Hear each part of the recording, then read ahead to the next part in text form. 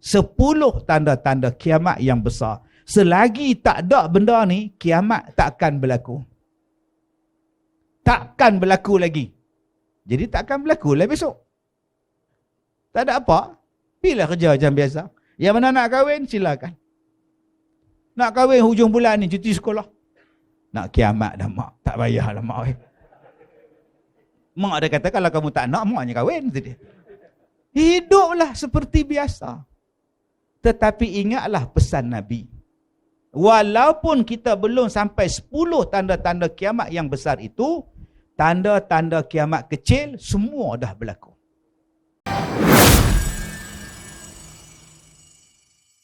Tuan-tuan yang saya hormati, Nabi SAW menyebut di dalam satu hadis baginda. Kata Nabi SAW, "Man yuridillahu bihi khairan yufaqihu fid din. Wa innama ana qasim wallahu yu'ti. Wa lan tazalu hadhihi al-ummah qa'imatan ala amrillah la yadurruhum man khalafahum hatta ya'ti amrullah." Sadaqan Nabi, sadaqa Rasulullah sallallahu alaihi wasallam. Hadis ni Nabi sebut, "Ma yuridillahu bihi khairan yufaqihu fid din." Sesiapa yang Allah Ta'ala mahukan untuknya kebaikan, maka akan diberikan kepadanya faham kepadanya tentang agama. Kemudian Nabi sebut lagi, "Wa innama ana qasim wallahu yu'ti." Sebenarnya aku hanyalah pembahagi, Allah jualah yang memberikan. Walan tazala hazihil ummah qa'imatan ala amrillah. Kata Nabi lagi, akan berada satu umat daripada kalangan umat aku, tetap kekal mereka itu. Qa'imatan ala amrillah. Mereka itu akan berdiri tegak dengan perintah Allah, atas perintah Allah, akan hukum Allah. La yadurruhum man khalafahum. Tidak akan mengganggu gugat kepada mereka itu siapa-siapa pun. Hatta ya'ti amrullah. Sehinggalah datangnya urusan daripada Allah ke atas mereka. Hadis daripada riwayat Imam Bukhari dan Imam Muslim. Baik, ada 3 poin yang Nabi sebutkan di dalam hadis ini. Pertama, man yuridillahu bihi khairan yufaqihu fid din. Siapa-siapa yang Allah Ta'ala nak berikan kepada dia kebaikan, maka akan diberikan dia kepahaman tentang agama. Tuan-tuan yang saya hormati, kepahaman tentang agama lain, ilmu agama lain. Beza tu. Banyak orang yang berilmu tapi belum tentu faham. InsyaAllah orang yang faham tentang ilmu, dia dah ada ilmu. Macam mana nak tengok faham tak faham tentang agama? Tuan-tuan pergi highway, tuan-tuan singgah dekat surau di RNR highway. Ada surau, tak besar mana pun, kecil je. Kecil je tuan-tuan. Kadang-kadang kita berhenti dekat Plaza Tol, lagi kecil. RNR tu kira besar juga. Kadang-kadang bila RNR punya surau tu kecil je, ada yang jadi imam, yang jadi makmum, bagus. Tapi lepas-lepas dia habis jadi imam, dia baca zikir, dia baca doa, berjam. Yang hak duk tunggu nu punya ramai nak sembahyang. Yang nak meneruskan musafir lagi banyak. Yang duk tunggu lepas ambil wuduk lama, dia pula subhanallah, subhanallah, subhanallah, subhanallah, punya lama. Itu namanya tak faham. Apa salahnya Assalamualaikum warahmatullahi, Assalamualaikum warahmatullahi. Dah, bagi orang lain pula masuk. Dia pula Astaghfirullahalazim alladzi la ilaha illa. Hai, dekat 50 orang duk tunggu tu. Sebab itu, faham tentang agama ni tuan-tuan, cukup luas makna dia. Kalau kita faham tentang agama, senang. Sedang sembahyang maghrib, tiba-tiba blackout. Kipas tak ada, aircon berhenti, budak kecil confirm menangis. Gelap. Tu imam pula baca 1 rakaat, 1 muka surat. Ya ayyuhallaz, agak-agak tuan-tuan, tu imam ni macam mana? Sepatutnya bila dah gelap, bila dah blackout, budak pula menangis, ringkaskan bacaan, bukan ringkaskan sembahyang. Oh, dia kata blackout pula, isyak buat 2 sudah. Allahu Akbar. Tu bengong nama dia, tuan-tuan. Antara bengong dengan bangang lain pula. Maka ringkaskan bacaan, pendekkan bacaan sebab ada budak yang menangis di belakang, cuaca pula gelap, aircon tidak ada, kipas tak berjalan, elektrik tidak ada. Itu namanya yufaqih fiddin. Orang yang faham tentang agama. Bila dia faham tentang agama, tuan-tuan, senang hidup ni. Dia pergi ke Mekah, semayang subuh. Sami'allahu liman hamidah. Rabbana walakal hamd. Allahu Akbar. Tak ada kunut. Dia pun sujud sekali tu imam. Pasal apa? Pasal dia faham. Yang ni mazhab Ambali. Dia pun tak buat kunut. Selesai masalah. Tapi dia nak buat juga kunut. Rabbana walakal hamd. Allah mahdina fi wa'afina min. Seorang dia baca. Kemudian balik ke hotel, dia bising. Cepat benar tu imam. Tak sempat nak berkunut. Awak sekarang ni duduk di satu tempat yang tak baca kunut. Awak faham bahawa tu tak baca kunut. Senang hidup. Serupalah orang Arab mai ke tempat kita, dia baca kunut. Senang hidup dia. Tempat kita berkunut. Tempat dia orang tak berkunut. Dua-dua boleh pakai. Kerana faham tentang agama, simple hidup dia. Akan mudah urusan dia. Banyak orang, tuan-tuan, yang ada ilmu. Tapi bila dia tak faham kondisi dia, dia tak faham kepada uruf dia, maka dia akan timbul masalah. Itu yang pertama. Faham daripada sudut memahami keadaan masyarakat, keadaan sesuatu masa itu. Macam kita sekarang ni. Sekarang ni, tuan-tuan, yang datangnya melimpah keluar. Semayang macam mana nak buat? Macam mana nak zikir panjang ke, nak baca pendek ke? Hari ni tu imam, tuan-tuan, dia faham. Dia baca ayat pendek, dia baca ayat mudah, lepas semayang, tak ada apa, terus jalan doa. Setengah, tuan-tuan, siap tahlil. La ilaha illallah. Habis pukul 8 tahlil. Ceramah 8.30 habis. Sebab setengah jam. Pasal apa? Pasal imam taklah baca punya. Sebab tu dia kena baca. Baca tu nama dia Iqra'. Iqra' ni bukan setakat baca buku. Iqra' ni memahami keadaan. Iqra' cara nak parking kereta, cara nak parking kasut. Iqra', bacalah. Baca minda orang, baca apa yang sesuai, baca apa yang tak sesuai, bacalah apa yang orang nak, bacalah apa yang orang benci. Itu nama dia Iqra'. Yang kedua, faham tentang agama tu apa? Kita sebut perkataan tadabbur.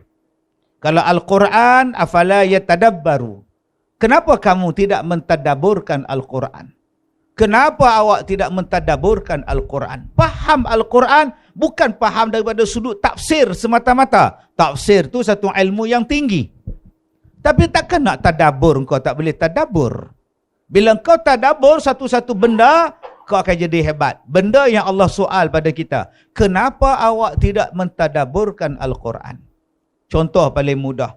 Ada 114 surah. Ada 100 nama 14 surah. Ada nama Nabi. Ada nama binatang. Ada nama perempuan. Ada nama orang. Ada nama buah-buahan. Ada nama negeri dan sebagainya. Yang menjadi nama-nama surah. Surah yang pertama Al-Fatihah, pembukaan. Surah yang kedua Al-Baqarah, lembu betina. Tadabbur. Cuba faham. Faham di situ saja, tuan-tuan. Alangkah ada orang berfikir, letak nama Muhammad. Al-Fatihah Muhammad. Surah Muhammad. Tak, surah Muhammad duduk tengah-tengah. Surah Adam pun tak ada. Manusia yang pertama Adam. Tak ada nama Adam surah. Yang ada surah Ibrahim, surah Muhammad, surah Nuh. Contohnya. Surah Ibrahim, surah Yusuf. Surah Adam tak ada, surah Isa pun tak ada. Kenapa tak letak nama Adam? Al-Fatihah, Adam. Yang ketiga, surah Idris. Tak ada juga. Kenapa Allah letak Al-Baqarah? Yang ni yang kita memahami. Nama dia tadabbur. Adalah sebab Allah letak nama Al-Baqarah. Saya ni pengurusi Pusat Pendidikan Al-Barakah.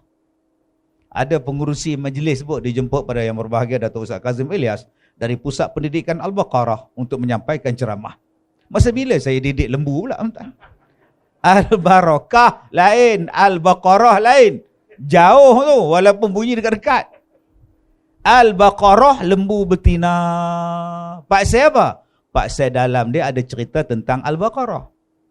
Yalah. Dalam Al-Baqarah ada 3 juzuk, hampir 3 juzuk. Ada kisah Nabi Musa. Kenapa tak ada surah Musa? Ada kisah Nabi Adam. Ada kisah tentang Iblis. Ada kisah tentang Fir'aun. Di dalam kisah dalam surah Al-Baqarah. Ada kisah Habil. Ada kisah Talut dan Jalut. Kenapa tidak letakkan nama mereka? Yang ni yang saya katakan tadi. Cuba faham. Tadabbur. Berapa banyak orang mensia-siakan seekor binatang nama dia lembu. Berapa banyak kita ni tak peduli dengan lembu. Cuba tuan-tuan tengok. Buat kajian tengok. Dalam Malaysia ni, ada berapa banyak masjid. Masjid ada berapa ribu buah. Tak tahu. Tak pernah kira. Ustaz. Wilayah persekutuan tuan, ada berapa tuan masjid surau? Tak tahu Ustaz. Saya pun tak kira pula. Ustaz berapa Ustaz? Saya lagi tak tahu Ustaz. Tempat saya tahu 600 buah masjid. Hak tempat saya. Negeri saya. Dalam kampung saya ada 10 masjid. Surau 36 masjid di Kampung Manjui tu. Wah, banyaknya tuan. Kampung saya tu Kampung Manjui. 1 masjid. Surau.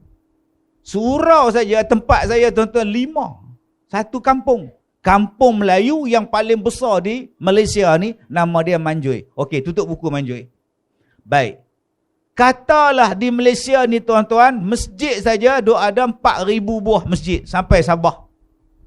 4,000 buah masjid, sekali buat korban seekor lembu. Harga dia RM5,000. 4,000 masjid kali dengan RM5,000, ada berapa juta? 4 kali 5 apa? 20. 20 juta. Kalau satu masjid 10 ekor lembu, 50,000 darab dengan 4,000 masjid. Bilion tuan-tuan. Kenapa tuan-tuan tak nak meniaga lembu? Tuan-tuan tahu tak? Hanya untuk korban saja, setahun sekali itu baru masjid, belum surau. Ada masjid yang buat 35 ekor lembu korban. Yang paling miskin ni tuan-tuan, seekor lembu. Surau kita berapa tuan? 5 tuan. Ni tara Bandar Tasik Selatan ni, Olan ni. Olan tuan. Baru 5 Bandar Tasik Timur. Bandar Tasik Utara, Barat, Asia Tenggara. Jom adik-adik anak-anak muda yang datang malam ni, besok jadi toki lembu. Kaya. Allah buka peluang untuk bisnes lembu je. Lembu mana ada jatuh harga? Motor jatuh harga, melainkan RXZ. RXZ naik harga, tuan. Motor kita beli hari ni, lusa jual turun harga. Lembu beli dulu 1,600, sekarang 5,600. Belum masuk susu dia lagi. Ni sekarang ni ada orang hutang negara kita 1 trilion. Wow, 1 trilion banyak. Tak payah susah tuan-tuan. Perdagangan susu lembu di dunia setahun 1 trilion jumlah dia. Nak bayar hutang senang aja, bela lembu susu. Selesai masalah. Negara yang ambil susu lembu, New Zealand, Australia, Belanda. Akhirnya di rumah kita ada mereka ni. Ada nama dia Fernleaf, ada namanya Dutch Lady, ada nama dia Nestle. Semua ni produk daripada negara luar. Yang anak kita duk minum, sampai kita yang tua ni pun minum. Namanya Dutch Lady, Dutch Baby. Kenapa kita tak buat Melayu Baby? Kenapa Dutch Baby, Dutch Lady? Sedangkan Quran turun pada kita beribu tahun. Felda, bela lembu. Saim Dabi, ada ladang banyak, bela lembu. Itu baru susu lembu. Belum masuk daging dia, belum masuk tulang dia, belum masuk kulit dia, belum masuk tai lembu lagi. Masya Allah tuan-tuan, subhanallah. Kenapa kita tak berminat dengan lembu sedangkan dia nama surah dalam Quran, surah lembu. Kita hari ni tuan-tuan bila marah, panggil lembu. Bodoh macam lembu. Akhirnya orang benci pada pekerjaan lembu. Mari minang anak kita, awak kerja apa? Saya ada ladang lembu pakcik. Awak bela lembu? Oh no. No. Bapak dia pula toki TikTok. Sebab dia kata bela lembu tak boleh pakai tie. Apa salahnya besok bela masuk ladang lembu pakai tie coat? Pakai coat, tie tak ada. Sekarang fashion baru punya. Pun salah. Itulah tuan-tuan nama dia tadabbur.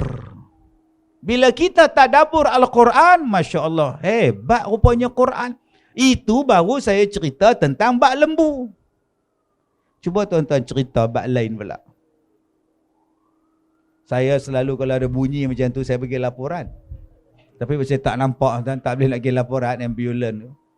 Toyota jenis apa, tuan-tuan. Selalu saya bagi laporan. Cuba kita fikir tadabbur. Bagi faham tadabbur. Okey. Sekarang ni banjir. Di Johor ada, di Perak ada, di Terengganu banjir. Okey, banjir.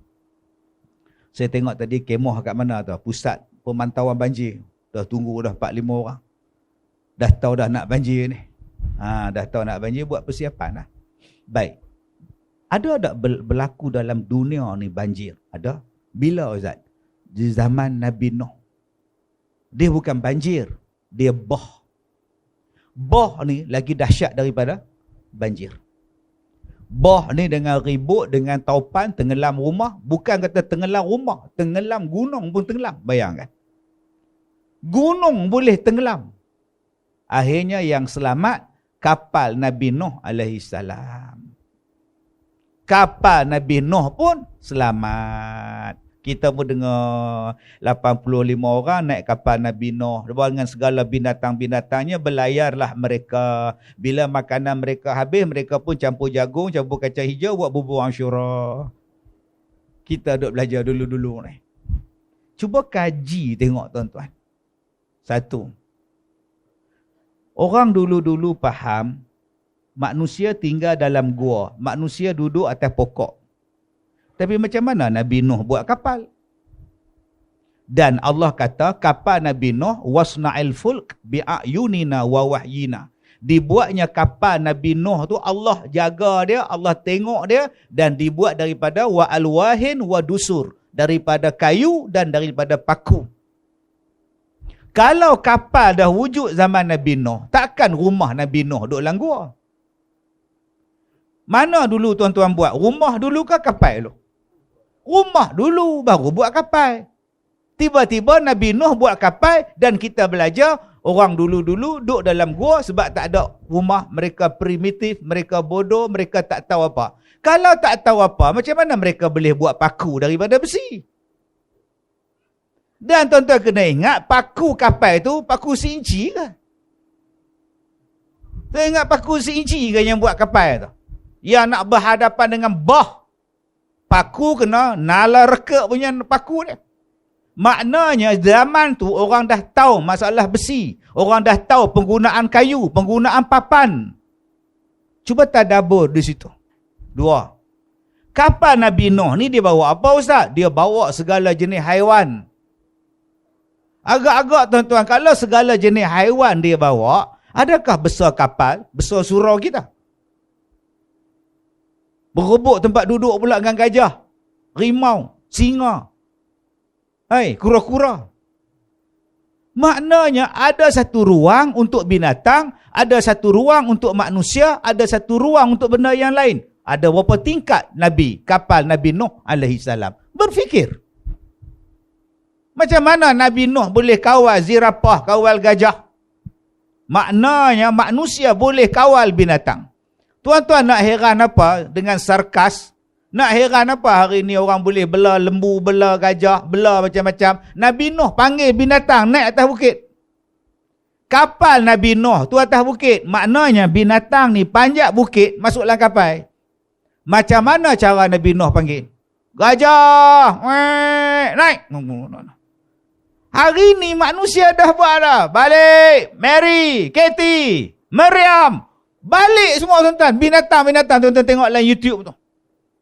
Anjing pun dekat 20 ekor. Nak panggil tuan dia panggil makan. Seorang, seekor. Selagi tak panggil nama dia, tak naik. Zaman Nabi Nuh agak-agak macam mana tuan-tuan? Yang dipanggil segala jenis binatang. Dan naik itu pula bukannya dalam keadaan sama paras antara kapal dengan tanah. Mereka duduk di atas gunung, binatang di bawah. Macam mana binatang panjat? Cuba fikir. Itu nama dia tadabbur. 3. Berapa hari Nabi Nuh berlayar dalam banjir? Berapa puluh hari? 40 hari. Ni sahabat kita. Tuan-tuan tanya dia kalau dia saya cakap 40 hari. Agak-agaklah tuan-tuan 40 hari binatang nak makan apa? Agak-agak dia makan kacang kuda. Buat surah gajah, main makan Stok makanan Nabi Nuh dengan umat dia, dengan binatang, agak-agak stok dia banyak mana? 1. Stok dia tu pula simpan dalam apa? Ada peti air? Cuba fikir. Takkan nak letak begitu aja. Air dia nak minum air apa? Mesti ada tangki tak? Maknanya zaman Nabi Nuh, tangki dah wujud. Tempat simpanan air dah wujud. Peti air dah ada zaman tu. Tetapi manusia ni disumbat dengan pemikiran. Zaman dulu bodoh. Zaman dulu primitif. Zaman dulu purba. Kita hanya cerita dengan Nabi Nuh, tapi kita tak tahu. Tak fikir, makanan Nabi Nuh macam mana? Masak dia macam mana? Dapur dia besar mana? Nak bagi makan pada binatang ni, binatang sekali makan berapa tan? Gajah sekali minum air berapa kilo? Yang ni yang nama dia tadabbur. Kena fikir. Tuan-tuan, saya duduk dalam surau, saya tutup mikrofon. Orang di belakang tak dengar. Padahal dekat je tu, belakang dengan saya. Cuba saya tutup mikrofon, orang mesti angkat tangan. Tak dengar. Bayangkan tuan-tuan, Nabi Nuh duduk atas bukit, anak dia duduk di bawah. Nabi Nuh kata ke anak dia, "Hoi anak oi, main naik atas kah? Naik atas kapal bapak ni, banjir teruk ni. Tak apalah ayah naiklah. Saya panjat gunung, tak jadi apa-apa punya saya." Agak-agak tuan-tuan, kalau saya dengan belakang bercakap tak dengar tuan-tuan, sedangkan tak ada angin, tak ada hujan, tak ada banjir, tak ada kepala air pun tak dengar. Bayangkan Nabi Nuh di atas, anak dia di bawah, dengan ribut, dengan taupan, tiba-tiba boleh bercakap. Dia orang bercakap guna apa? Cuba fikir. Kalau saya kata, dia orang cakap guna handphone, tuan-tuan mesti gelak. Bodoh punya ustaz. Siapa bodoh? Tuan-tuan. Balik buka surah Al-Ankabut. Balik buka surah Ar-Rum. Allah Ta'ala cerita bahawa umat zaman dulu lagi canggih daripada kamu. Buka Quran, ada 114 ayat dalam Quran. Allah Ta'ala sebut asyadda minhum quwwah. Orang dulu lagi hebat daripada kamu. Dan mereka memakmurkan dunia lebih banyak daripada kamu memakmurkan dunia. Tetapi datangnya tuan-tuan, orang-orang penjajah-penjajah, datangnya barat, mengubah pahaman Quran, mengatakan bahawa orang dulu-dulu adalah primitif, orang dulu adalah bodoh, orang dulu adalah zaman batu, yang canggih hanya zaman kita. Maka kita pun dah lama menolak Al-Quran yang mengatakan bahawa orang zaman dulu lagi canggih daripada kita. Tuan-tuan balik, tuan-tuan kaji ya. Macam mana Nabi Nuh buat kapal daripada kayu dan sampai sekarang kapal dia masih ada. Duduk atas gunung Ararat di Turki ni. Kita buat rumah yang paling canggih, habis-habis tahan 200 tahun, lepas tu reput. Yang ni lah nama dia tadabbur. Jom tuan-tuan, selain kita mendapatkan ilmu, tolong faham tentang ilmu. Memahami itulah yang kena jelas. Dalam hadis ni Nabi sebut, siapa yang nak jadi baik, dia diberikan kepahaman tentang ilmunya. 1. Yang kedua, kata Nabi SAW, wa innama ana qasimun wallahu yu'ti. Sesungguhnya aku ni, kata Nabi, hanyalah pembahagi, tetapi yang memberikannya ialah Allah Subhanahu wa taala. Nabi kata, aku ni, tugas aku ialah duk bagi apa semua ni. Yang nak memberikan kepada kita ialah Allah. Nabi bagi pada kita tentang yang ni halal, yang ni haram, yang ni rezeki, yang ni tak rezeki. Nabi cerita pada kita, yang ni boleh, yang ni tak boleh. Nabi cuma cerita. Yang nak bagi pada kita, yang nak memberinya ialah Allah Subhanahu wa taala. Maka berusahalah kita, berikhtiarlah kita untuk nak dapat apa-apa yang dijanjikan oleh Allah kepada kita. Dan Allah itu, innallaha la yukhliful mi'ad. Allah tidak menyalahi janji sesungguhnya. Apa janji-janji Allah? Wah, janji Allah banyak tuan-tuan.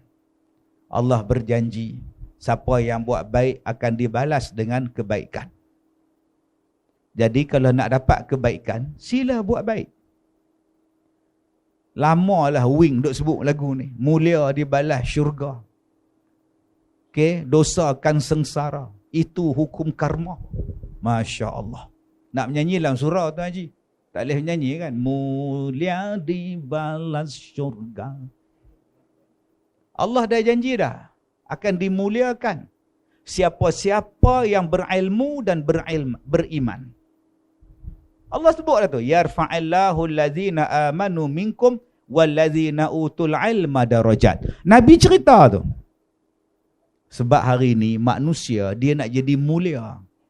Dia teringin nak jadi mulia dan dimuliakan orang. Bagaimana nak jadi mulia? Oh, dia kena jadi kaya. Dia faham jadi kaya, orang muliakan dia. Ada orang nak jadi mulia ni kena ada pangkat kat depan. Ada pangkat baru mulia. Tak ada pangkat, leceh. Sebab tu kadang-kadang dia beli pangkat. Doktor pun dia beli doktor palsu. Datuk pun datuk palsu. Macam-macam tuan-tuan.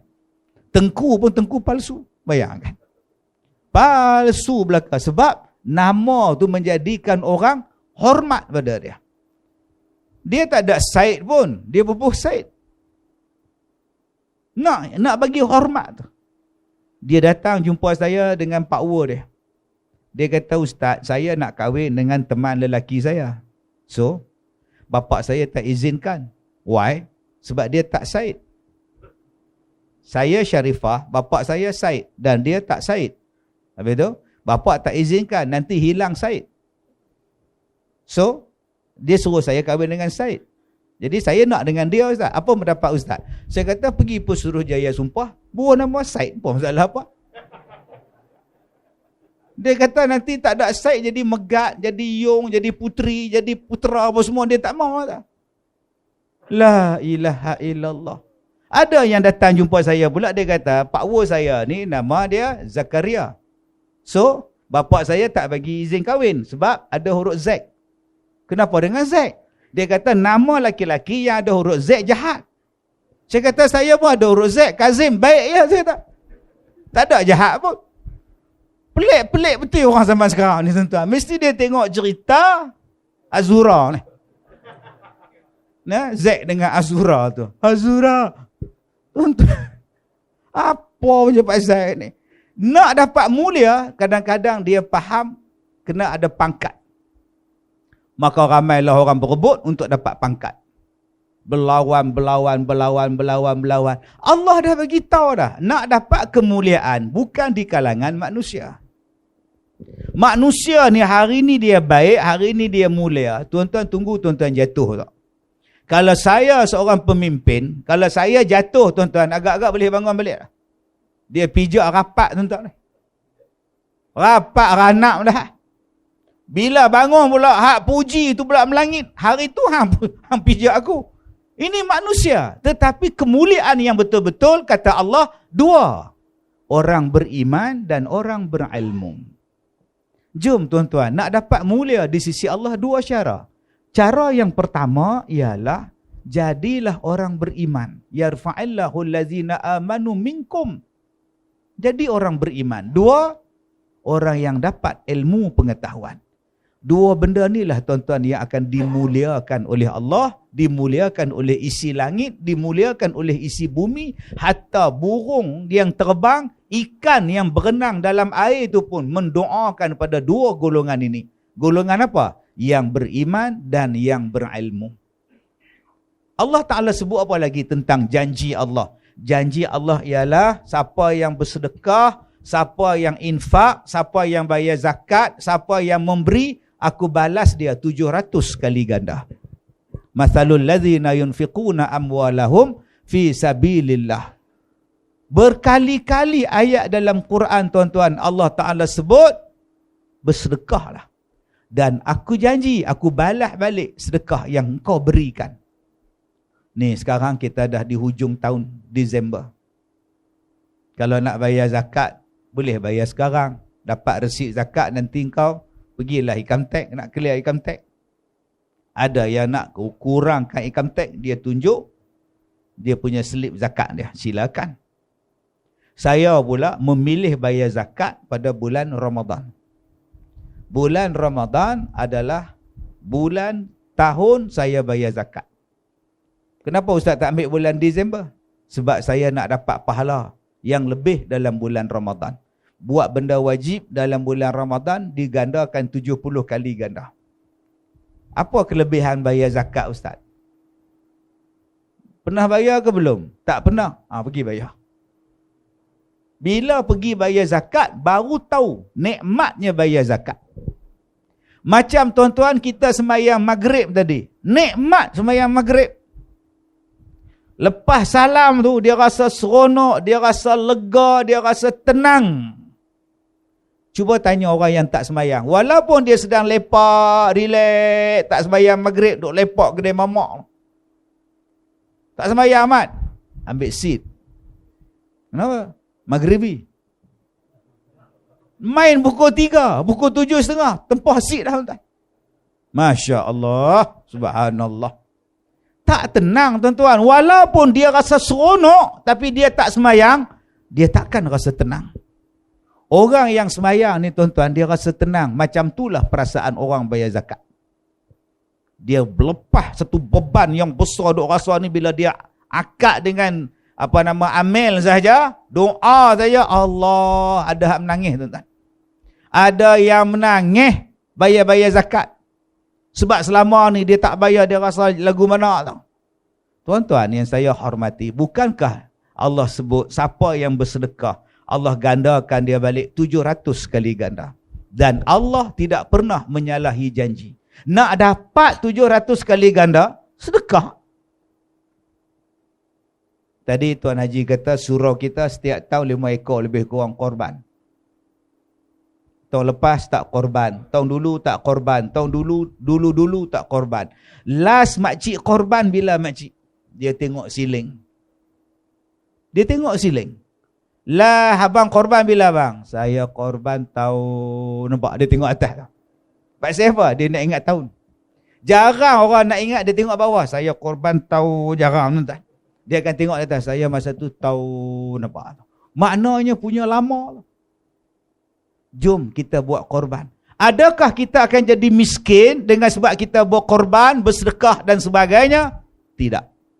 Allah janji, tidak. Kamu akan tidak miskin. Kamu akan diberi rezeki. Kenapa? Kerana Allah Maha Kaya. Dia akan membalas dan tak berkurang harta Allah. Jadi apa yang kita takut? Allah dah janji, Allah ampunkan dosa. Mintalah ampun. Allah dah janji kepada kita, diberikan kita kebaikan. Apabila kita berbuat baik kepada orang tua, berbuat baik kepada anak-anak, hatta kepada binatang sekalipun, Allah akan balas dengan kebaikan. Nabi dah cerita dah, yang ni dapat yang ni dapat yang ni. Buatlah, Allah akan bagi apa yang telah Allah janjikan kepada kita. Jadi tuan-tuan, jangan takut. Jangan takut untuk bersedekah. Jangan takut untuk berwakaf. Jangan takut untuk kita ni tolong orang. Kerana setiap kebaikan yang kita buat akan dibalas. Dan jangan takut untuk susah. Kerana Allah sebut dalam Quran, inna ma'al usri yusra. Selepas daripada susah, kamu akan datang kesenangan. So what?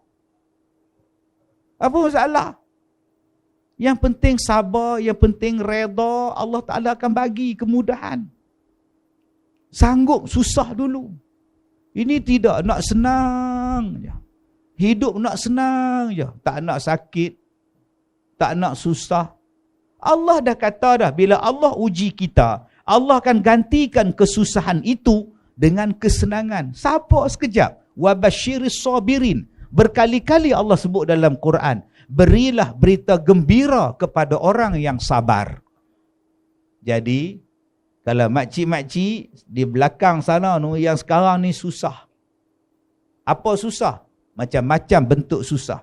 Sabar sekejap. Makcik simpan dalam hati makcik. Simpan apa? Simpan satu perasaan. Apalah yang Allah nak bagi ke aku ni. Tadi saya jumpa dengan imam tadi. Dia ada slip disc. Jantung pula tukar injak baru. Nama apa imam kita? Imam Razli. Allahu Akbar. Jantung, dada dah buka dah. Mai slip disc pula. Saya pun jantung juga. Waktu saya nak operate tu. Sekali saya operate tu, doktor Cina. Doktor bius, pakar bius. Dia datang dekat katil saya tu. Encik Ustaz, saya ada beberapa soalan. Ya. Encik ada kencing manis? Ada. Kencing manis ada. Darah tinggi ada? Tak ada. Jantung ada? Jantung ada. Wah, macam mana mau operate lah? You ada jantung? Saya kata kalau saya tak ada jantung, doktor sudah mati lah. Bukan maksud saya you ada jantung tidak, you ada sakit jantung atau tidak. Cakaplah betul terang. Dia tanya kat saya pula, you ada jantung ah? Ada, tak ada jantung mampu dah. Allah tuan-tuan oi. Ingat bila Allah Taala uji kita, Allah nak bagi benda lain. Sabar. Sabar. Apa masalah? Susah tak mana? Tadi ada satu ustaz tanya dekat saya, macam mana ustaz kena macam-macam ujian, ustaz relax? Sebab saya dah set dalam minda saya. Bila saya diuji dengan macam-macam benda, ada benda lain yang Allah Ta'ala nak bagi pada saya. So, saya sabar saja. Hiduplah dengan tenang, layanlah masalah yang datang, hidup very simple. Selesai masalah.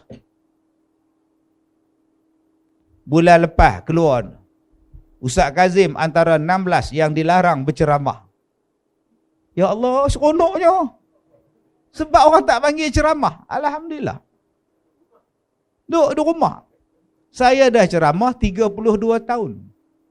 Bayangkan tuan-tuan, 32 tahun saya berceramah. Tadi Abah Haji tanya saya, Ustaz muda betul? Muda apa 32 tahun ceramah? Kalau saya ceramah umur 30, lah berapa puluh tuan. Tapi tak nampak tua, kena tanya saya apa petua dia tuan. La ilaha illallah. Saya bagi contoh, saya pergi umrah. Saya balik hari Jumaat baru ni, minggu lepas. Saya sampai KLIA pukul 3 petang, ambil beg semua lebih kurang, 4.30 saya keluar. Saya sampai di Ipoh 10.30 malam. Besok paginya hari Sabtu, pukul 8 pagi, saya dah ada di sekolah saya layan 11 bas yang datang. Bukan saya layan bas tu, saya layan orang yang dalam bas tu. Dia ada 440 orang tuan.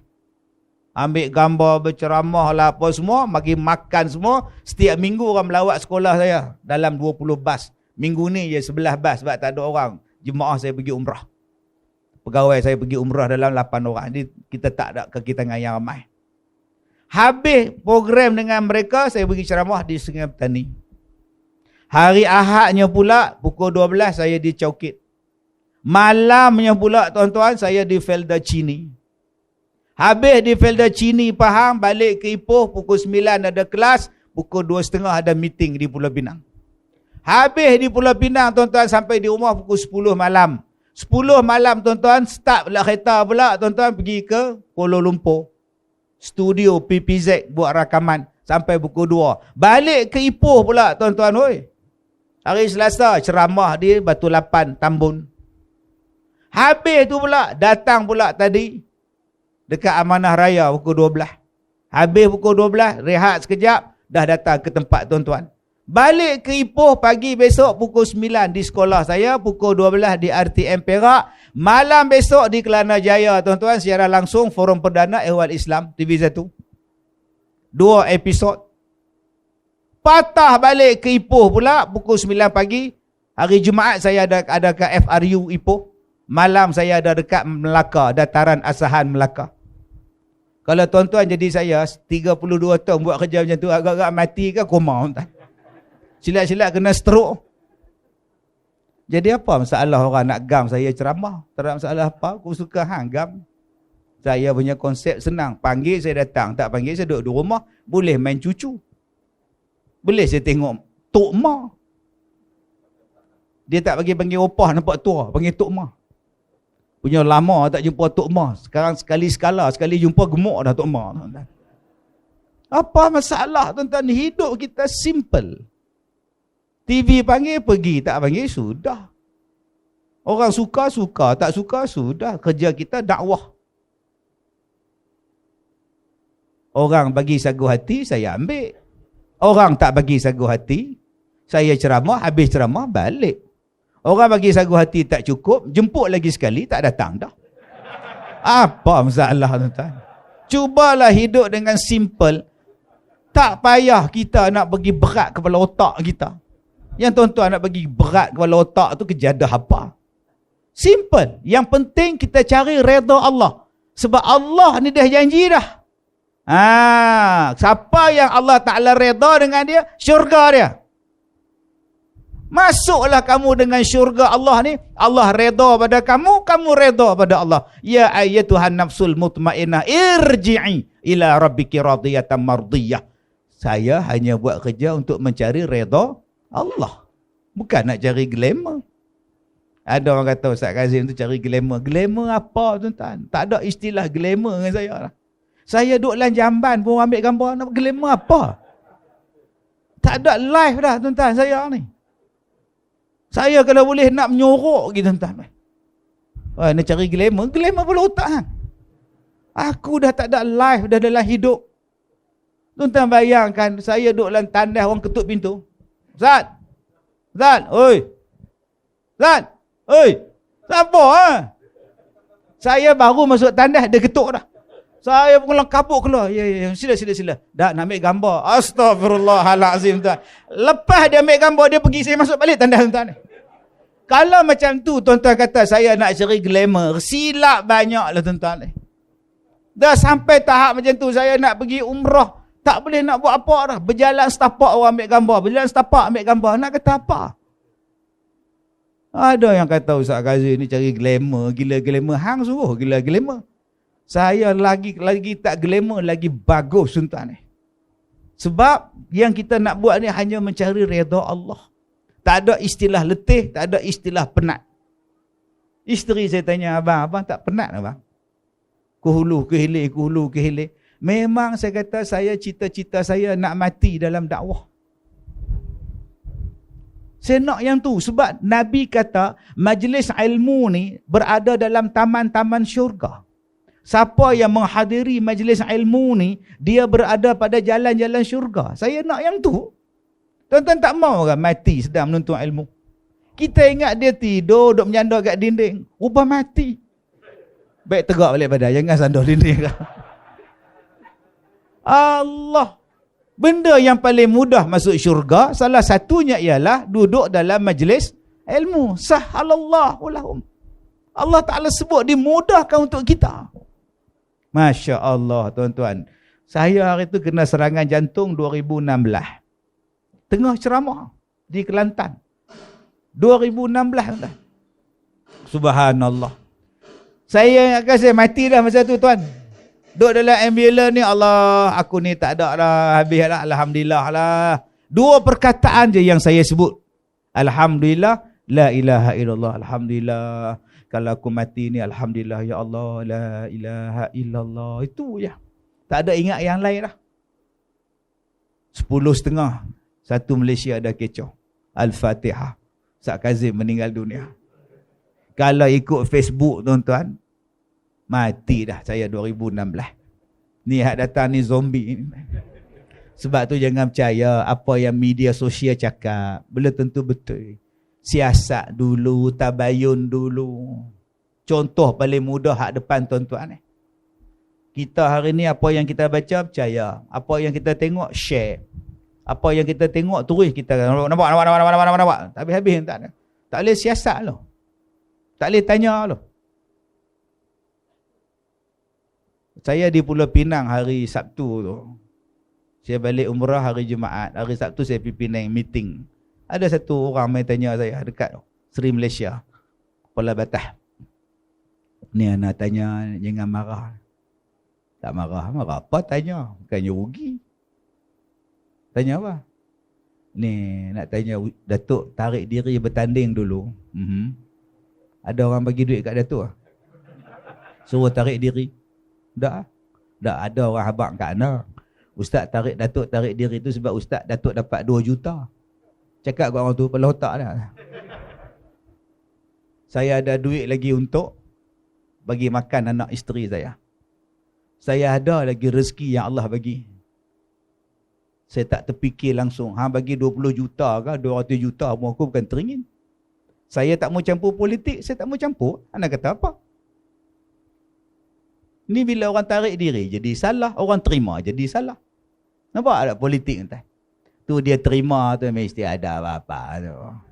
Bila kita tolak pula mesti ada apa-apa tu. Lu buat kepala saya ingat apa-apa sepak tak pasal budak ni tak. Tak habis-habis fitnah. Inilah dia orang ni. Kepala otak tu kena cuci dah. Buk klorok ke, buk anti karat ke apa betul balik. Susahnya tuan. Tapi adakah jadi apa-apa dah? Saya senyum. Saya kata fitnah lebih daripada itu pun aku terima. Biar pergi kat dia lah. Esok kita jumpa di hari kiamat. Simple punya hidup tuan. Tak payah duk pening. Kenapa dia orang tuduh aku? Kenapa tuduh aku? Lalas bunuh diri. Tak payah. Tak payah tuan-tuan. Hidup kita simple. Akak-akak dapat suami yang rajin pukul akak-akak, minta cerai. Yang duk menung. Kenapa? Mata lebam macam panda. Kenapa? Pergi minta cerai. Sudah selesai masalah. Ni datang jumpa saya tak tahan Ustaz. Dia pukul saya tak tahan Ustaz. Kak pergi jabat agama, pergi report polis, pergi report hospital, minta cerai. Saya tak nak bercerai Ustaz. Kalau tak nak bercerai sabarlah. Saya tak sabar dah Ustaz. Kalau gitu cerailah. Saya tak nak jadi janda Ustaz. Kalau gitu sabarlah. Saya dah tak boleh sabar Ustaz. Sekali lagi aku yang hilang sabar lah. Orang kata cerai, hang tak sabar. Kata tak sabar, hang dah jadi. Hei. Pergi minta cerai, suami pukul. Habis edah menikah lain. Kalau boleh cari suami baru, hak tak ada tangan. Dah. Dua-dua belah tak ada. Benar. Habis-habis kot dia tanduk lah. Zinedine Zidane nama dia main tanduk. Tak ada apa. Simple punya hidup. Agak-agak isteri kuat beletih, cerai. Menikah baru hak bisu. Dia beletih apa pun tak. Ni dah cari hak kuat beletih, duk bising. Bini aku bising lah. Yang hang cari. Ada yang jumpa saya Ustaz, suami saya ni pilot. So, dia tak ada di rumah. So, tak macam kita nak wujudkan keluarga bahagia tak dapat kan? So, yelah Ustaz faham tak? Yelah so. Yang akak pergi cari orang nak jadi pilot tu pasal apa? Bila kak kahwin dengan pilot, kak kena faham bahawa dia duduk di langit, dia tak duduk di bumi. Kalau kak nak cari satu suami yang 24 jam ada di rumah, kahwin dengan orang stroke. Pergi ke hospital, bersepah. Kahwin lagi, hujang lagi. Mari kita kahwin. 24 jam ada kat bilik tidur. Akak yang cari, abang yang cari, isteri PJJ. Hadapilah PJJ. Isteri jarak jauh, perkahwinan jarak jauh. Suami dia kerja di Sabah, dia kerja di Kuala Lumpur, kemudian duk mengeluh. Tak masa hampa bercinta tu hampa tak fikir ke? Hang cikgu di sana, aku cikgu di sini. Kalau kita kahwin macam mana? PJJ lah. Kalau gitu cancel. Tapi Ustaz, cinta harus dipertahankan. Silakan. Hang menyusahkan Ustaz pasal apa? Ustaz tolonglah Ustaz. Aku tak tahu nak cakap apa. Patutnya hang cari cikgu yang satu sekolah dengan hang. Senang pergi sekolah sekali, naik kereta sekali, parking, jimat, semua. Kita yang cari masalah dan kita jadi pening. Cubalah hidup dengan benda yang senang, tuan-tuan. Sebab tu ada orang yang tak mau menikah. Bujang dia dengar orang masalah, dia gelak. Dengar kawan dia cerita masalah, dia gelak. Sampai sekarang duk gelak gitu, tuan-tuan. Rupa wayar putih. Pasal itu dia tak menikah. Baik, yang ketiga, baru masuk tajuk. Fitnah akhir zaman. Oh ya Ustaz, hak sejam tadi, sejam muqaddimah. Yang ni baru masuk tajuk. Masya Allah. Yang pertama tadi, orang yang faham dengan agama. Dua, Orang yang Allah Nabi Muhammad sebut, dia cerita jalan. Yang tukang bahaginya Allah. Kau carilah daripada Allah. Yang ketiganya kata Nabi SAW, walan. Dan sama sekali tidak. La pun ada, ma pun tidak. Ada juga. Dalam Quran ni banyak diguna perkataan. Ada yang kata ma.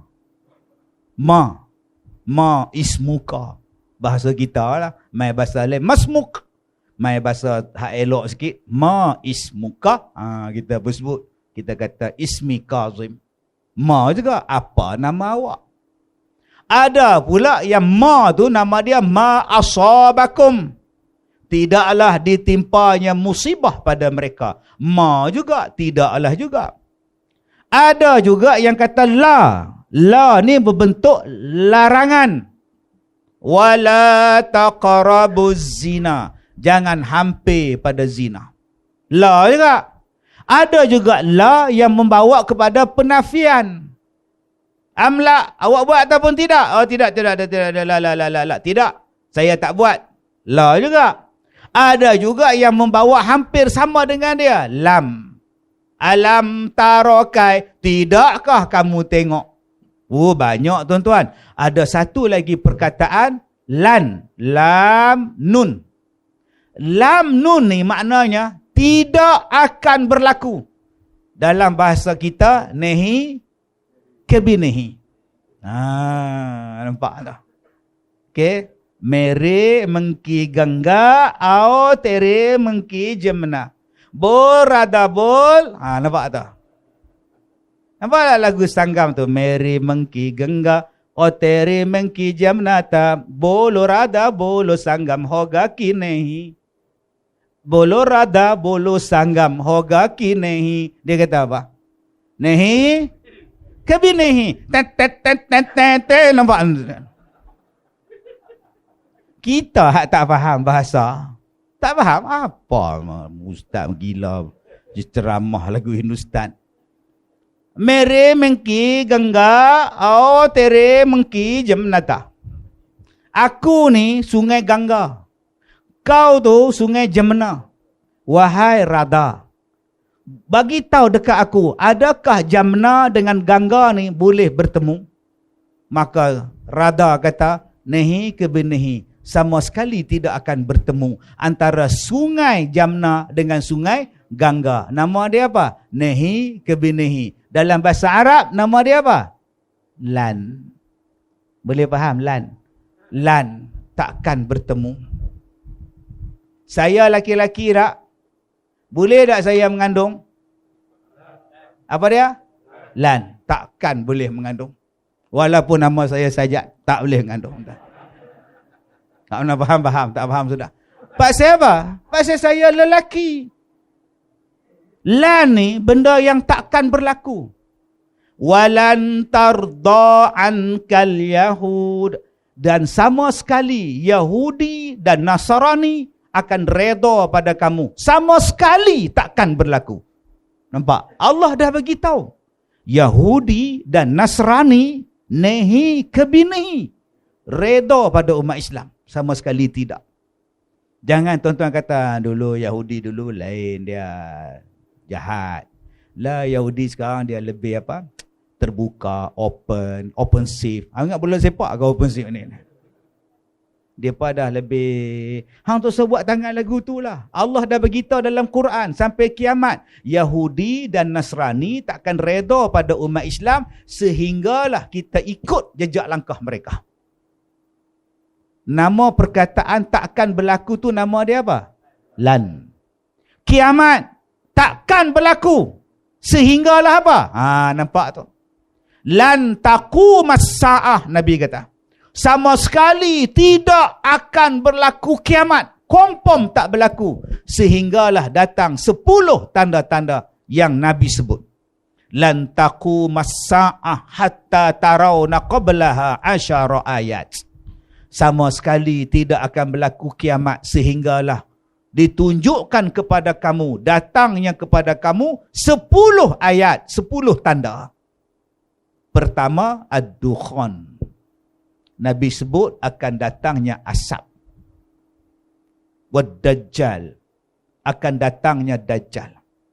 Wad-dabbah, akan keluarnya binatang yang bernama dabbatul ard. Wa yakhruj Ya'juj wa Ma'juj, akan keluarnya makhluk yang bernama Ya'juj dan Ma'juj. Kemudian wa tulu'u syams min maghribiha, akan terbitnya matahari daripada arah sebelah barat. Kemudian turunnya wa nuzulu Isa alaihi salam, turunnya Nabi Isa alaihi salam. Kemudian Nabi kata lagi wa salasata khusufat, akan berlakunya 3 gempa, khusfun bil masyriq, khusfun bil maghrib, khusfun bi jaziratil arab. Yang terakhir kata Nabi wa narun yakhruju minal yaman tadrudun nas ila mahsyarihim. Kata Nabi yang ke-10 akan keluarnya api daripada negara Yaman yang akan menghalau manusia kepada mahsyar. 10 tanda-tanda kiamat yang besar. Selagi tak ada benda ni, kiamat takkan berlaku. Takkan berlaku lagi. Jadi takkan berlaku lah besok. Tak ada apa. Pilih kerja macam biasa. Yang mana nak kahwin, silakan. Nak kahwin hujung bulan ni, cuti sekolah. Nak kiamat dah mak. Tak payahlah mak. Mak ada kata kalau kamu tak nak, maknya kahwin. Hiduplah seperti biasa. Tetapi ingatlah pesan Nabi. Walaupun kita belum sampai 10 tanda-tanda kiamat yang besar itu, tanda-tanda kiamat kecil semua dah berlaku. Banyaknya maksiat, banyaknya pembunuhan, Islam hanya tinggal nama, Quran tak dibaca, tak diamalkan, banyaknya gempa bumi, banyaknya pembunuhan, banyaknya peperangan, banyaknya zina, banyaknya arak, diagungkannya penyanyi, semua tanda-tanda kiamat yang kecil telah pun berlaku. Terus saya kata apalah tuan-tuan? Di surau akan berlaku tanda kiamat. Di masjid akan berlaku tanda kiamat. Bila Ustaz? Bila orang berdiri di atas saf, tetapi tak ada siapa yang nak jadi imam. Itu tanda kiamat kecil. Orang ada nak jadi saf, ada makmum. Tolak orang depan. Dan kau tekak sakit. Hai, tadi ambil wuduk elok. Suruh jadi imam, serta-merta sakit tekak. Usuk, kau imam, aku COVID. Lari semua orang tuan. Dia belasah COVID tu. Tak ada siapa tinggal lah. Penakut dengan COVID. Hari ni berapa banyak tuan-tuan yang masjid, surau tak ada orang bang lah. Yang tak ada orang jadi imam. Tak semayang pun. Saya pergi kuliah satu surau, perempuan, orang lelaki tak ada. Bila saya kuliah muslimat, sembahyang asar tak ada laki-laki. Satu makcik tanya, Ustaz, kami duk tunggu orang azan Ustaz, tak ada siapa pun azan. Tentu? Boleh tak saya azan Ustaz? Astaghfirullahalazim. Makcik duk diamlah makcik. Bayangkan tuan-tuan, apa nak jadi ni? Itu tanda-tanda kiamat.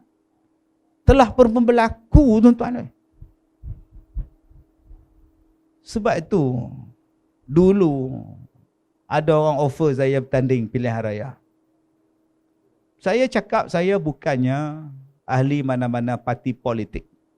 Saya tak berminat dan saya tak mau campur dengan politik. Lagipun saya bukan ahli parti. Saya tak masuk parti. Dulu saya masuk satu parti, kemudian saya umum, saya keluar. Saya tak mau parti. Kenapa nak pilih saya pula? Sebab kami nak ustaz mewakili orang yang tak ada parti bertanding. Lah, macam tu pula dah. Dan kami nak ustaz bawa idea-idea ustaz, bawa dalam pentadbiran negara. Oh, saya bila dengar tu, kena perkemas duduk. Yang ni saya suka. Sebab selama 32 tahun, saya hanya boleh bercakap. Sekarang saya nak diberikan tugas dan amanah. Alhamdulillah, ini satu cabaran yang baru. Boleh bercakap saja, buat apa tuan-tuan, orang tak dengar. Bayangkan kalau saya ada kuasa. Saya kata macam ni, Datuk macam ni, Tok Nam. Kalau saya ni, saya nak nombor satu. Setiap surau dan setiap masjid dalam Malaysia, mesti ada 2 imam dan 2 bilal daripada Mahat Tahfiz. supaya 60,000 budak-budak yang duk belajar tahfiz ni, di 60,000 mahat tahfiz, mereka ni sekurang-kurangnya ada imam, ada bilai daripada dibayar gaji untuk mereka, supaya masjid kita ada imam hafiz, supaya surau kita ada imam dan bilal hafiz. Setuju? Setuju. Jalan. Bayangkan tuan-tuan, kalau saya tanding dan saya menang itu. Tuan-tuan tak nampak kepala otak saya? Barulah tuan-tuan hadis ni, kiamat lambat sikit sampai. Pasal apa? Tu imam ada. Ni hak budak tahfiz film nega. Bega budak tahfiz tak tahu dia kerja apa. Bayangkan surau kita ni ada 4 budak tahfiz, kerajaan bayar gaji dah. Mana dapat peruntukan ustaz? Tak ada peruntukan. Hang cakap bola saja setahun 400 juta. Yang bola hang boleh bayar gaji pemain bola sepak, jurulatih bola sepak. Ini silat-silat Ronaldo pun dia panggil tuan-tuan. Pasal apa hang tak boleh bayar gaji kat depa ni? Allah bagi rezeki, jalan. Tadi saya sebut surau dekat RNR tu kecil. Bila berhenti kat Plaza Tol, belagau punggung tu. Seorang tu ambil wuduk, kita lalu, jatuhlah longkang. Punya sempit. Saya pernah kata dekat dia apa? Saya nak buat masjid di setiap RNR. Di setiap RNR ada makanan segera. Ada restoran, ada sesi minyak yang besar-besar sampai 3-4 sesi minyak. Surau Kemetot. Apa salahnya buat masjid, ada azan, orang nak berhenti semayang, nak meneruskan perjalanan semayang, diiringi dengan azan, diiringi dengan doa. Ada bilal khas, ada imam khas, ada tok siap khas yang 24 jam duduk di masjid. Taklah hari ni tuan-tuan pergi area, kawan tu semayang hujung dinding, kawan tu semayang hujung dinding. Lalah dia pergi semayang depan, dia berdiri tegak, tak keluar-keluar. Pasal apa? Dia tak boleh keluar, orang blok dah. Tuan-tuan dah jumpa tak? Dia berdiri, kok mana aku nak keluar ni tuan-tuan ni? Surau kecil. Buat cantik-cantik besar-besar. Hak lain hang boleh buat besar. Oh, dekat 10 saya bagi tuan-tuan. Setuju dengan syarat saya? Setuju. Oh, okey, saya pun setuju. Mai malam tu tak jadi. Esok tu tak ada. Sak jadi tuan-tuan. Sebab tu tuan-tuan, orang tak tahu cerita, orang kutuk Ustaz Kazim. Tapi dia tak tahu apa benda hak saya nak buat.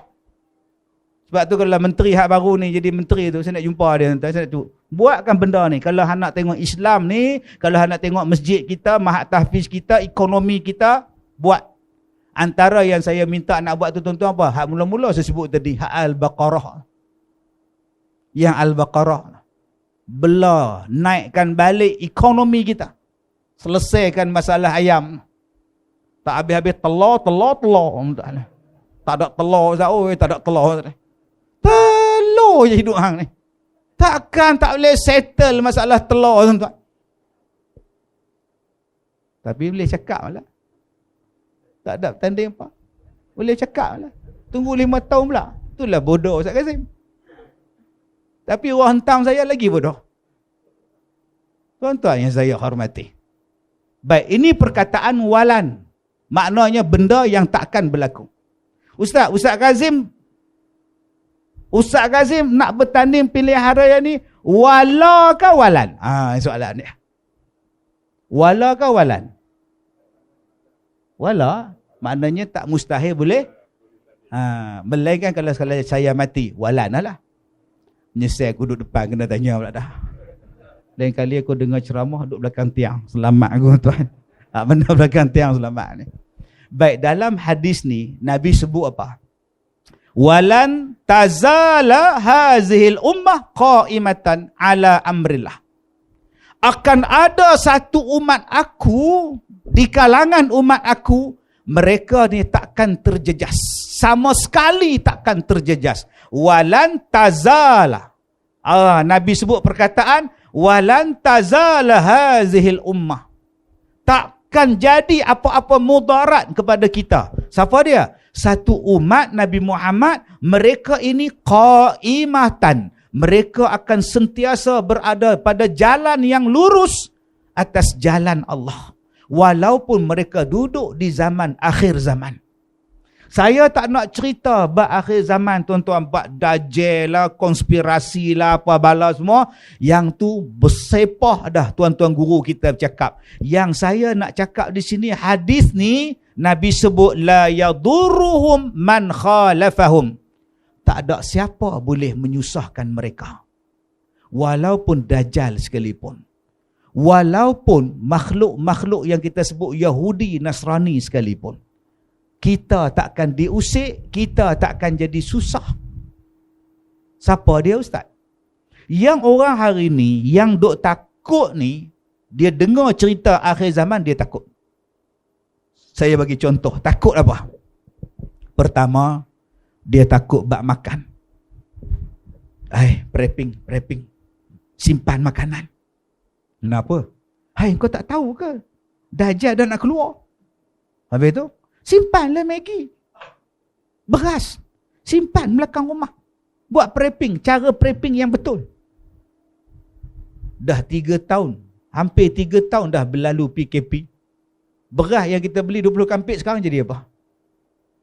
Berapa banyak waktu PKP hari tu disuruh prepping makanan. Sekarang dah jadi bubuk dah. Bubuk dah beras tu. Tuan-tuan tak ingat dulu no? Tiap-tiap hari prepping. Tanamlah sayur belakang rumah. Nanti makanan tak ada. Apa tuan-tuan ingat Dajjal ni? Bila dia datang, dia tengok Maggi dah. Tak apalah makan. Tuan-tuan ingat Dajjal macam tu ke? Dah, tuan-tuan. Yang kedua, tuan-tuan, waktu PKP hari tu yang kecoh-kecoh tu, apa yang tuan-tuan dengar? Tuan-tuan, nanti nilai wang kertas tidak ada nilai. Wang kertas tak ada nilai, tuan-tuan. Habis tu, ganti dengan emas. Beli emas. Di mana saya nak beli emas? Dengan saya jual emas. Tuan-tuan ingat tak dulu? Saya tegur dalam Facebook saya tegur dalam ceramah saya. Saya ni emas, jual emas. Abang ni nak beli emas. Nanti duit ringgit tak ada nilai, duit kertas tak ada nilai, emas.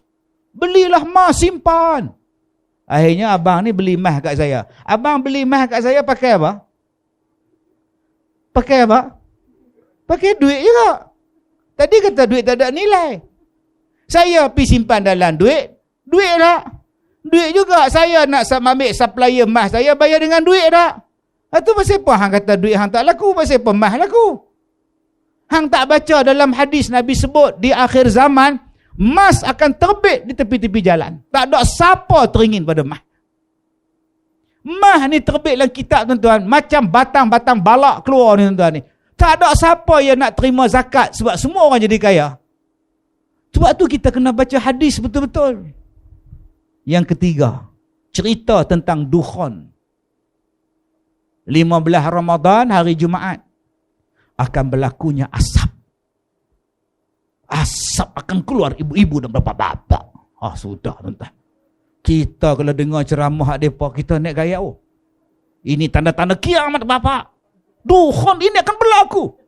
Bilanya Pak Ustaz? Ya 15 Ramadan. Hari Jumaat tuan-tuan. Asap akan memenuhi. Sudah. Dia datang jumpa saya, satu makcik. Dia kata, Ustaz, saya dah jual semua rumah. ASB, tabung haji, semua saya dah ambil duit. Kenapa? Ustaz tak tahu ke nak berlaku dukhan? Bila? Macam mana Ustaz jadi Ustaz tak tahu macam mana? Itulah Ustaz kami tahu. 15 Ramadan ni. Itu yang makcik dah buat dah store belakang rumah. Buat makanan, simpan air, semua makanan, Maggi, semua kalau ada tamu senang kata dia. Lah, dah nak kiamat pun makcik ingat mentera darah lagi makcik. Adakah nak kiamat ingat mentera darah? Nak kiamat ingatkan iman. Nak kiamat kuatkan iman, bukan kuat makan-makan. Tak tahulah, tapi makcik dah tahu dah nak datang dah dukhan kata dia. Asap.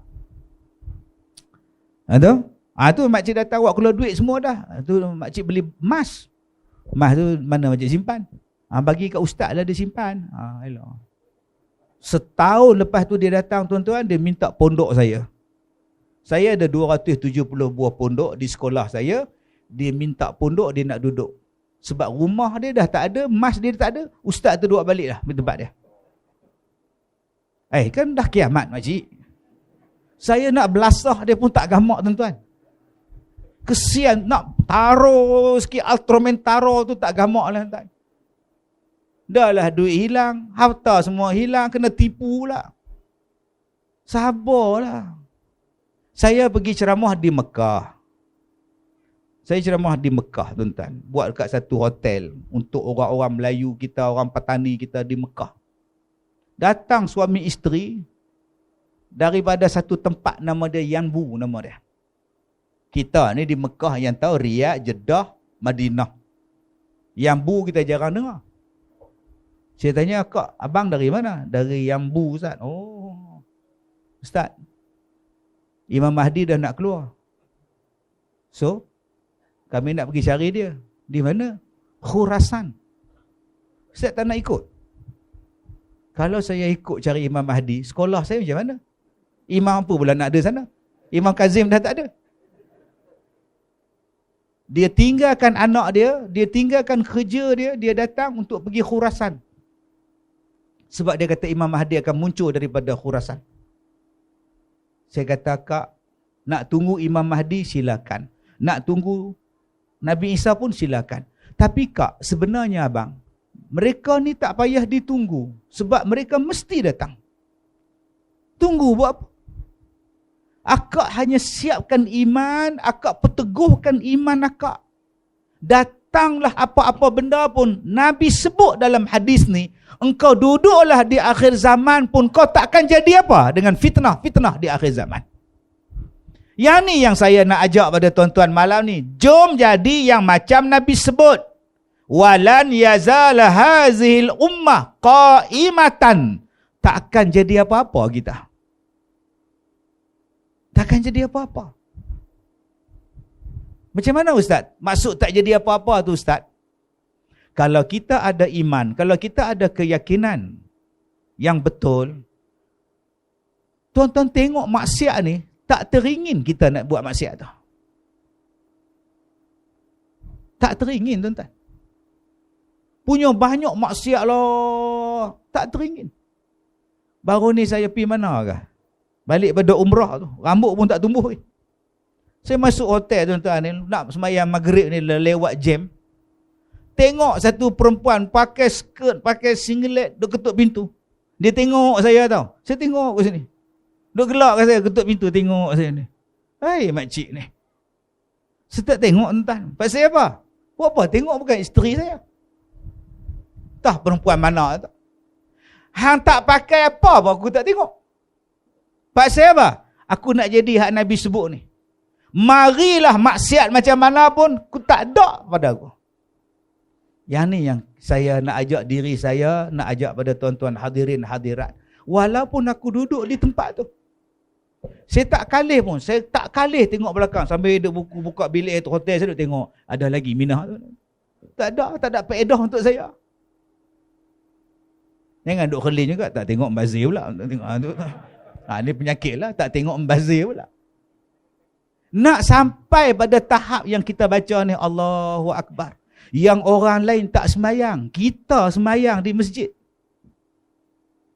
Yang orang lain subuh tak datang, maghrib lantak dia orang lah tuan-tuan. Aku dah hajar, aku dah azan, aku dah buat kempen. Dia orang tak datang, aku tetap semayang.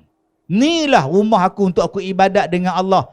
Orang inilah yang Nabi sebut. Datanglah zaman apa pun tuan-tuan, mereka ni takkan digugat. Walaupun yang datang itu adalah Dajjal sekalipun.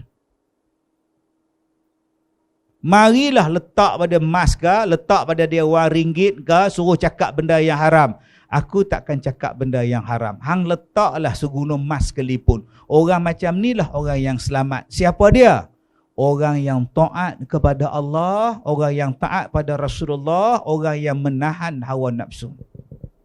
Jom tuan-tuan, kita buat persiapan menghadapi zaman akhir ini dengan buat 3 benda ni. Ati'u Allah wa ati'u Rasul. Kemudian tahan hawa nafsu. Selamat kita. Masalah kita sekarang ni, pak siapa yang terlibat dengan riba? Tak pakai, leceh. Nak pakai, kena ambil hutang. Bila ambil hutang, terlibat dengan riba. Pejam mata lah, janji boleh pakai. Tak hutang, tak merasa. Nampak? Akhirnya kita terlibat dengan fitnah riba. Apa lekeh ke pakai motor? Apa sengkek ke pakai kereta kancil? Kereta awak tak ada hutang, motor awak tak ada hutang, Wira awak tak ada hutang, Toyota awak tak ada hutang. Sudah, aku selamat daripada riba. Riba lah yang merosakkan kita. Tapi hari ini, rumah kita riba, blender kita riba, motosikal kita riba, motor harga 100,000. Nak beli cash tak mampu, hutang.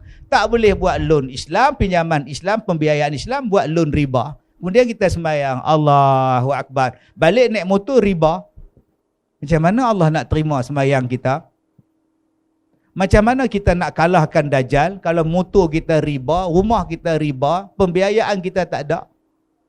Kalau tuan-tuan nak yang ni tuan-tuan, Nabi sebut apa? Nabi sebut qaimatan ala amrillah. Mereka tetap berada pada perintah Allah. Mereka tak buat benda yang haram. Dajjal mari depan mata dia pun, Dajjal tak boleh buat apa. Jadi tuan-tuan takut apa dengan Dajjal? Tuan-tuan peduli apa dengan kejahatan manusia kalau tuan-tuan berpegang pada perintah Allah? Dah. Saya berlakon filem. Tak tahu bila keluar filem ni pun lambat. Nama dia, filem dia Zim Zim Ala Kazim. Nama filem tu. Tak tahulah kalau pengarah tukar nama lain, tak tahu. Tapi dah syuting dah habis dah. Syunting pun dah habis dah. Okey. Bila dia orang offer saya berlakon filem. Dan filem ni cerita tentang saya. Cerita tentang Ustaz Kazim. Pengalaman berceramah 30 tahun lebih. Terlalu banyak pengalaman saya menjadi seorang pendakwah. Saya sewa rumah RM130. Rumah saya, rumah Kasim Selamat. Bila saya berdiri, tangan saya ni boleh pegang lantai tuan rumah di atas. Tinggi sikit pada rumah Kasim Selamat. Kasim Selamat kena bongkok, saya boleh tegak. Tapi tangan tak boleh straight. Bengkok sikit dah jumpa dah. Anak tuan rumah berlarilah atas kepala saya. Sewa dia RM130. Bilik satu. Satu hari jawatankuasa kampung tulis surat bagi dekat tuan rumah. Tuan rumah kata, Ustaz, saya dapat surat dari menek mesyuarat JKK kampung. Apa isi dia, pakcik? Diminta saya mengosongkan rumah sewa dan menghalau Ustaz keluar pada rumah sewa. Keputusan bersama mesyuarat jawatankuasa kampung. Minta Ustaz Kazim dikeluarkan daripada rumah sewa dan keluar pada kampung. Dahsyat tuan-tuan. Saya pun tanya pada tuan rumah, pakcik nak halau saya ke? Apa nak halaunya? Ustaz bayar sewa, kata dia. Saya pula bayar sewa 130 kali 12. Setahun punya bayar. Dia nak halau apa? Selagi mana saya hidup, dia memang tak ada hak mengalau Ustaz. Susah tuan-tuan jadi pendakwah. Susah jadi penceramah. Sebab tu budak-budak baru nak up BBNU, budak-budak TikTok, dia tak tahu apa. Yang dia tahu tentang Ustaz Kazim. Dia tak tahu yang kita ni duk ceramah, dia tak lahir. Dia tu waktu kita ceramah tu duk beringuh. Naik bersikap pun duk bertatih. Kita dah berhadapan dengan macam-macam kerenah manusia tuan-tuan. Maka benda-benda inilah tuan-tuan mereka cuba buat filem nak tunjuk pada orang. Saya kata malu kau orang. Tak apa Ustaz, biar masyarakat tahu susahnya jadi pendakwah. Boleh. Boleh tak saya buat syarat? Apa syarat Ustaz? Nombor 1. Semua kru, semua pelakon, bila masuk waktu semayang, kita berhenti dan kita semayang. Boleh? Boleh? Boleh. Tanda. Satu. Nombor 2. Semua pelakon menutup aurat. Termasuklah perempuan. Tutup aurat. Boleh? Tidak ada sentuh menyentuh dalam filem ni. Boleh? Boleh. Sebab tu nanti kalau filem ni disiarkan, semua orang tutup aurat. Termasuklah Man Raja Lawa. Dia pun tutup aurat juga lah. Masuklah Ryan Bakery tu. Seorang aja yang tak tutup aurat, pelakon perempuan Cina. Dia budak universiti. Dia datang ke kampung saya. Dia tak pakai tudung lah. Yang tu kita tak boleh paksa. Dia tak boleh kata apa. Hak lain tutup. Dan tak ada pegang-pegang. Akak-akak kalau suami akak pengsan, akak pegang tak? Suami jatuh tengah-tengah tengok TV, kalah pula Ronaldo, pengsan terus. Agak-agak akak kejutkan suami dah. Abang, mestilah. Saya pun dalam filem ni saya pengsan. Isteri saya tegak berdiri, abang, macam tu je. Mana ada isteri tegak, abang. Ni tanda-tanda kiamat ni tuan-tuan. Pakcik apa? Pakcik saya kata, jangan pegang-pegang. Tuan-tuan, kalau kita tetap berpegang kepada yang Nabi sebut, yang Allah sebut, ala amrillah, selamat kita. Saya berlakon, tapi saya buat peraturan. Sungguh tuan-tuan. Saya dipanggil berlakon. Saya buat, melainkan kalau dalam skrip tu mereka tak cerita. Tiba-tiba aja dia muncul. Saya tak boleh kata apa. Dulu orang ajak saya naik kapal. Saya naik cruise. Dan dalam cruise ni, saya tak tahu ada judi, kasino. Saya tak tahu. Saya dapat tiket free, Ustaz. Free 4 tiket. Ustaz bawa lah siapa-siapa pun melancong. Elok. Saya pun tak berjalan juga. Saya cadang nak bercuti. Naik kapal ya? Ya Ustaz. Syarikat travel bagi hadiah. Naik tuan-tuan. Lepas cok pasport. Galah beg. Hoi, naik kapal ni. Satu laki-laki tarik tangan saya, ajak bergambar. Saya terlepas tangan. No, sorry, no. Please take photo, sir. Take photo, sir. No. Kapal apa ni? Dia suruh saya bergambar sebelah perempuan pakai baju merak, burung merak. Dan pakai spender. Bikini duk merak. Come on, sir, sebelah otak hang. Kalau aku ambil gambar dengan hang, viral satu Malaysia tau. Lari saya. Aku ni kapal apa ni? Kita tak pernah naik ni orang kampung. Bila masuk dalam kapal, landing dalam kabin tu. Kawan saya kata, Ustaz, nak tidur dalam bilik, balik rumah. Jom kita jalan makan-makan. Saya pun pergi cari makan. Tu dia udam berdiri semua. Tak ada tidur. Semua udam berdiri. Mau jenuh makan, kursi penuh. Bawa nasi, bawa air. Duduk pula depan kolam mandi pula. Lah. Allah, tuan-tuan. Pakai kepiah putih ni. Masa itulah gatai kepala tuan-tuan. Gatai, cabut, bola poket. Tak ada kepiah dah tuan-tuan. Aku dah terkena dah dalam jadah sungguh kata. Nak balik kapal dah belayar. Nak terjun laut tuan-tuan. Saya ukur 12 malam tu saya duduk tengok langit. Kapal jalan, kolam berenang tutup. Kami berempat duduk atas sekali, 13 tingkat. Saya kata, Haji, kapal ni besar, tapi duduk tengah laut jadi kecil. Luasnya langit, besarnya ciptaan Tuhan, ya Allah. Rupa-rupanya kita duduk di darat, kita tak nampak kebesaran Tuhan. Sebab tu Allah kata bila hang tengok langit, inna fi khalqis samawati wal ard, langit dulu. Baru kita rasa kita kecil je. Saya pun bingkah duduk, saya kata, saya nak bawa anak-anak murid saya naik kapal ni. Kolam renang tu kita tutup dengan jaring, kita buat ceramah tepi dia. Sembayang berjemaah atas dek. Kita buat je. Biar kita buat pelayaran pertama orang Islam conquer satu kapal. Kita buat kuliah, tempat mereka buat konsert, kita buat forum perdana. Kita buat kursus membetulkan semayang. Jadi. Balik tu tuan-tuan dengan penuh semangat berkobar-kobar. Jumpa dengan syarikat kapal. Kami nak sewa kapal, nak buat program. Dia tanya pada saya, you ada duit ke? Dia tanya saya, you ada duit ke? Saya pantang orang Hena tuan. Orang Melayu, Hena, orang Melayu kita ni. Orang Melayu ada duit ke? Berapa? 4 juta. Tak ada duit Abang, kebelah lah. 4 juta memang tak ada. Balik tuan-tuan. Tapi otak berjalan, macam mana aku nak naik kapal tu? Oh, aku tak payah sewa 4 juta. Saya ambil bilik ke bilik, kabin ke kabin. Akhirnya conquer satu kapal 1,700 orang sewa. Pertama kali tuan-tuan. Kecoh satu Malaysia. Ustaz Kazim bawa orang naik kapal cruise yang ada kasino. Saya tutup pintu kasino tu. Rombongan Ustaz Kazim dilarang masuk, haram. Saya pelekat kat pintu. Saya jumpa Jabatan Agama, tolong samak kapal tu.